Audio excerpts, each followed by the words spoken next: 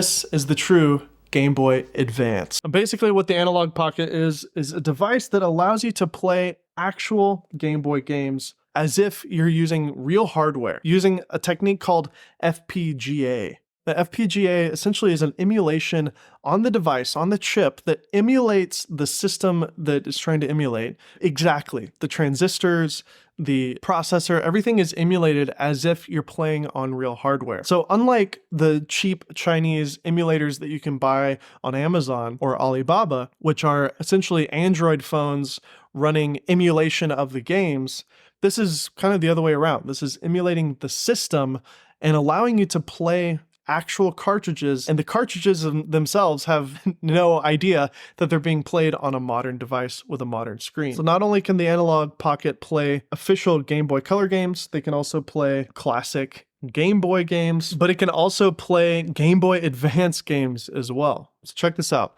Little cartridge on the back, it slots in beautifully.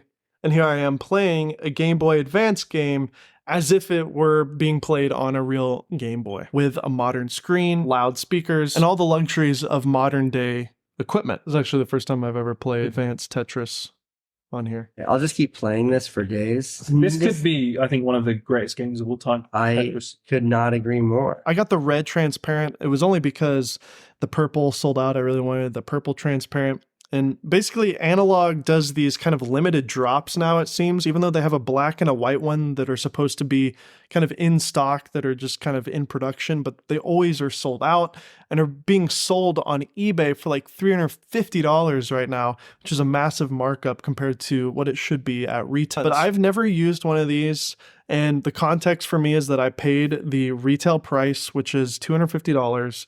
And when it's all said and done with the taxes and the shipping, it came to about $300. Then I even bought a Game Boy Advance with a backlit screen on eBay because I wanted a way to play my games with a backlit screen. And again, I didn't want to modify my actual Game Boy. So I did buy this, and this is a new shell, new buttons, new backlit screen, and it's not terrible at all. It's actually, the screen quality is really good.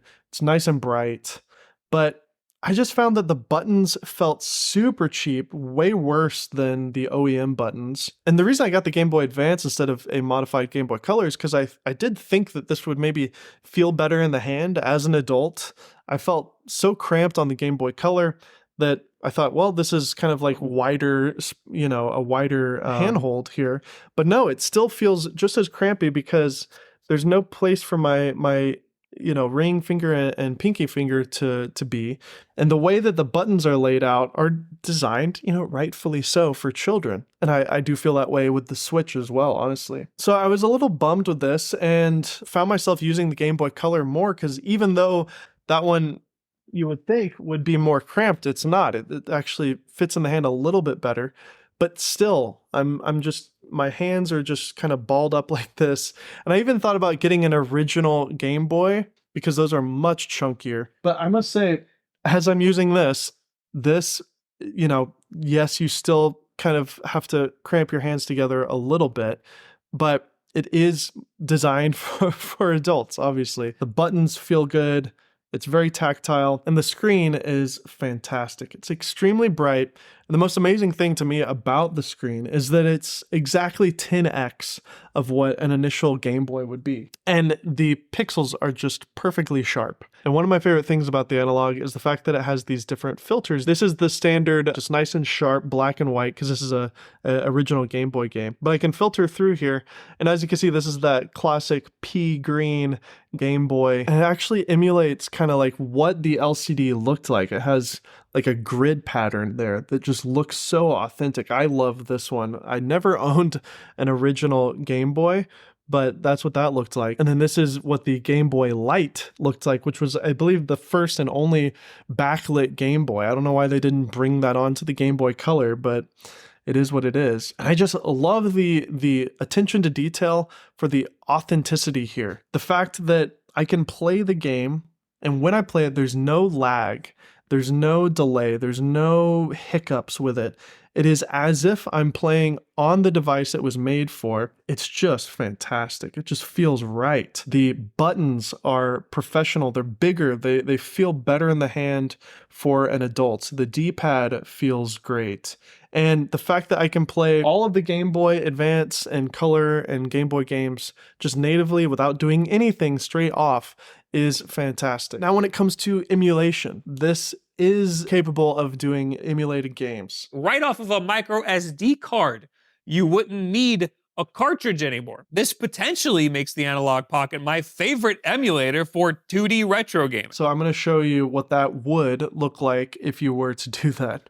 So in the Open FPGA setting, I can actually emulate different consoles. I've got an NES here, and as you can see here, now in the emulation mode, I'm actually able to emulate NES Tetris. So you can see I actually have it running on a CRT behind me, and yet I also have it emulated on my device.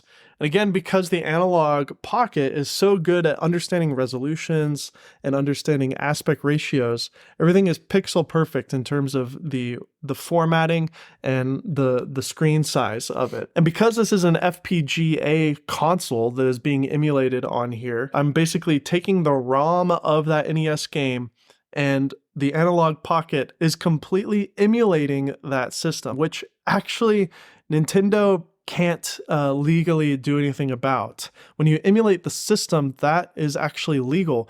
It's where you emulate the games and play those for free without buying the games that there's an issue. But I do think this is one of the best ways to kind of legally play older games. The speakers are super loud. They sound great. USB-C charging, the battery life is fantastic. You've got a headphone jack as well. I just think all around, this is one of the best, if not the best, Game Boy devices that you can get. So that's about it. Wanted to share my thoughts on this amazing system.